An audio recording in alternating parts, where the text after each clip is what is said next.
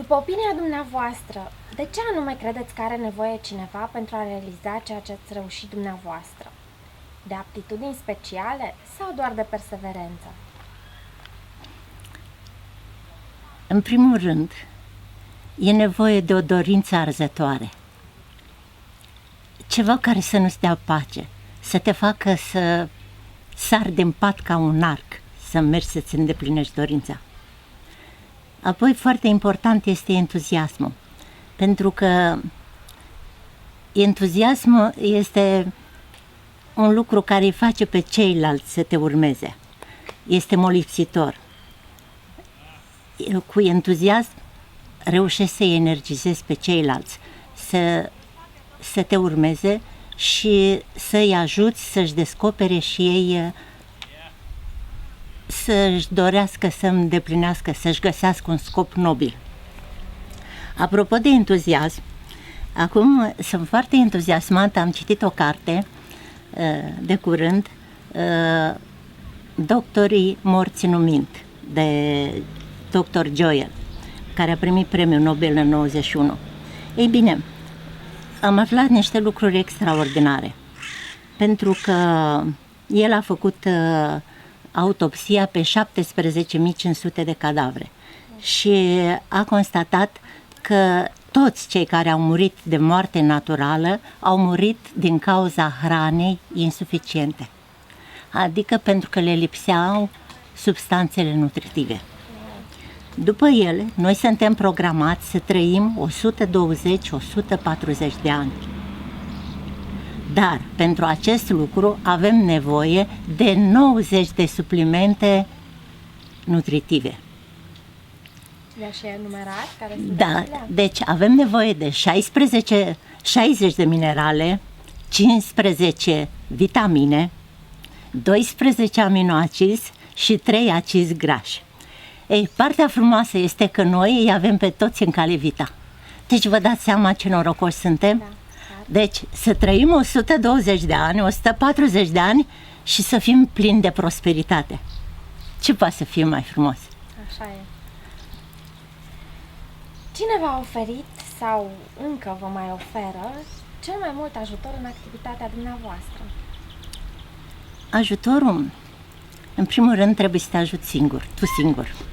Și apoi să știi că toți te pot ajuta. Chiar și cei care îți spun nu. Pentru că data viitoare caut să fii mai bun.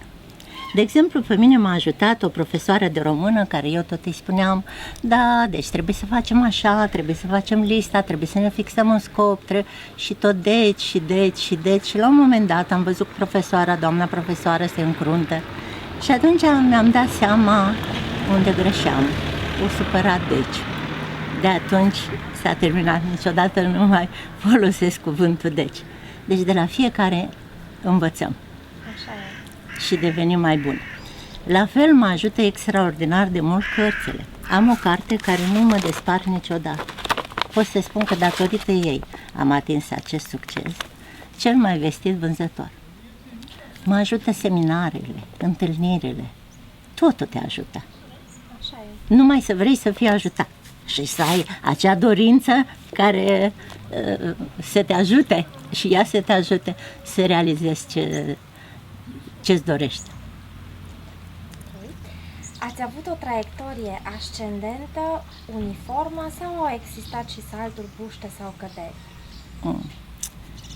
Eu am demarat destul de încet. Și la un moment dat eram la 15% și stăteam la 15%, am stat cam vreun an jumătate la 15%. Și mi se părea că nu o să scap niciodată de 15%. Dar după aceea mi-am dat seama că anul acela care am stat, anul jumate care am stat la 15%, m-a ajutat foarte mult. De ce? Pentru că m-am pregătit.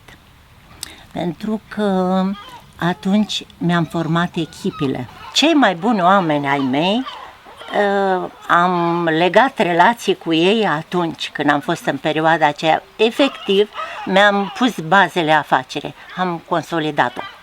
Și după aceea am și țâșnit așa dintr-o dată, nivel după nivel. Bine, cu răbdare mult. Dintre toate afacerile posibile, de ce ați ales marketingul în rețea ca afacere? Marketingul în MLM este, după mine, într-adevăr, cea mai mare șansă din istoria lumii. Și a venit într-un moment, pentru mine cel puțin, când eram pregătită. De ce? Pentru că eu eram asociată într-o afacere clasică. Exportam fazani în Italia. Wow! Da, și participam la licitații și împrumutam bani din bancă, mi-am pus în gaj casa mamei și era cât pe ce să rămân fără ea. Noroc că am pierdut licitația. Și mi-am dat seama, când am întâlnit acest sistem de afacere, mi-am dat seama ce extraordinar e. Nu am nevoie de bani, nu am nevoie de emoții. Deci era extraordinar, pentru că trebuiau să ajungă fazanii în Italia și la graniță se putea să lipsească o semnătură. Și atunci stătea acolo camionul și ăștia îți mureau, aveai o mortalitate jumătate. Deci până plecau din țară îmi ieșeau pe real. Atunci vă dați seama cât de încântată sunt și de ce încântată am fost când am întâlnit mele meu. Am spus, wow, e extraordinar, să fii partener la profit și tu să nu ai nicio responsabilitate, totul ți se ofere, este extraordinar. Și atâtea avantaje. Acum că în propria dumneavoastră activitate ați obținut aproape totul, ce vă mai motivează? Aici am un vis care l-am de mult și îl și văd. Doresc foarte mult, mi-ar place să fie, pentru că s-au construit foarte multe fundații pentru copii care abandonați, pentru persoane în vârste care nu mai sunt ajutate, de copii uitate. Și atunci m-am gândit să fac eu, să facem noi, așa, o fundație în care să fie și bunici și copii și să fie relația între bunici și nepoți. Și aceștia, de exemplu, copiii să adoarmă cu bunicii care le spun povești, să fie o grădină de legume și bunicii să inițieze, să răsădească acolo ceapă și morcov și copiii să se ducă să le aducă apă când le sete la bunici și îi văd așa stând pe o bancă și câte o persoană în vârstă cu un copilaș așa în brațe, cu un copil de 2-3 ani și spunându-i povești. Și îl văd pe copil urcându-se în copac și dând acolo pentru bunic o pară, un măr, o fructă. Deci așa ceva mi-aș dori mult. Că relația între bunici și nepoți este foarte importantă pentru psihicul copilului. Și pentru psihicul copilului, dar și pentru bunici, pentru că ei deci își doresc să trăiască mai mult, le prelungește viața. Așa, și sunt motivați. Și copiii au nevoie de dragoste, mai ales acei abandonați. Și dacă ar avea această iubire și ar avea și suplimentele de la Calevita, toți să consume. 90 de suplimente avem nevoie, dar astea, am omis să spun, trebuie consumate zilnic. Deci 90 de substanțe nutritive avem nevoie de ele zilnic. Ați putea să ne povestiți o întâmplare din cariera dumneavoastră care ar putea fi instructivă pentru altcineva? Da, sunt multe, dar una mă face să mă gândesc cu plăcere la ea. Pentru că în toate seminariile noastre, mai ales acele mari, se urcau pe scenă vorbitorii și spuneau trebuie să faceți așa, trebuie să faceți așa, așa, așa, adică cumva didactic, așa. Și mi se părea că nu sunt destul de convingători. Și atunci M-am gândit eu pentru că părea ceva cu, dacă știți schița, Moșii în roată și unirea. Așa, când boierul le explica celorlalți cum e cu unirea și Moșii în roată nu înțelegea deloc cum vine cu unirea asta și a înțeles Moșii în roată și ăla vorbea ăsta, tot nu înțelegea și n-am înțeles. Ca până la urmă Moșii în roată să-i spună, zice, bine, zice, numai noi am adus bolovanul. Dar dumneata ai stat deoparte și ai spus, voi aduceți bolovanul, nu v-ați implicat. Ei, așa mi se părea și mie că se întâmplă. Și atunci m-am gândit ce ar fi, cum ar fi să fac așa o schiță, să scriu un scenariu și l-am și scris, l-am și scris, l-am schițat, dar cine să fie Moșii în roată? Cine putea să înțeleagă, ca să explice, să se înțeleagă că de fapt ce vroiam eu să spun? Și mai ales să înțeleagă ceilalți din sală, ca să vadă despre ce e vorba și care e problema. Și atunci am fost eu Moșii în roată. Și mi-am făcut rost de costum, așa m-am legat de un chimir, cum au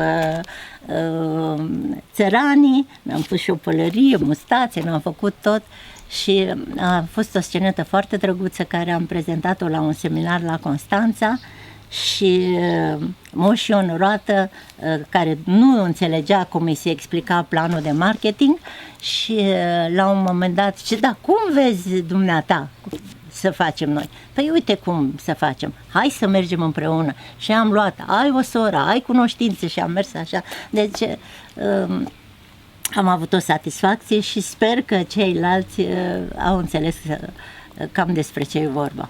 Cu siguranță, altfel n-ați fi ajuns unde Mulțumesc! După opinia dumneavoastră, cum credeți că trebuie să fie un bun manager sau un lider preferat și de alții? Să fie un Gandhi. A fi lider e o filozofie de viață. Contează foarte mult exemplu. Și iar o să vin cu o povestioară. La Gandhi, marele Gandhi, a venit o femeie la un moment dat cu un băițel de mână, așa cam cum e Sasha. Și i-a spus, uite ce se întâmplă, copilul meu mănâncă mult dulce și o să strice dinții. Pe mine nu mă înțelege, spuneți-i dumneavoastră. Și Gandhi i-a spus, deci să vii la mine peste 2 săptămâni. Femeia s-a întors cu copilul de mână și Gandhi i-a pus mâna pe umărul copilului, s-a uitat blând în ochii lui și a spus, să nu mai mănânci atâta dulce, că o să strici dinții. Atât a fost. Femeia contrariată zice, dar de ce i-ați spus tocmai acum? Putea să-i spuneți acum 2 săptămâni când am venit prima dată la dumneavoastră. Da, zice, puteam să-i spun, dar eu atunci încă mai mâncam dulce. Asta este cu liderii. Trebuie să fie, este puterea exemplului. Ei trebuie să fie în primul rând exemplu. Pentru că un cuvânt convinge, dar un exemplu îi face pe ceilalți să te urmeze. Este așa cum noi îl urmăm pe președintele nostru, care într-adevăr este un exemplu. Este suficient să apară că îți dai seama că trebuie să-l urmezi. Vă mulțumesc frumos! Am stat de vorbă cu doamna Cornelia Alexa, Gold Palm Manager, Calivita Internațional. Eu vă mulțumesc!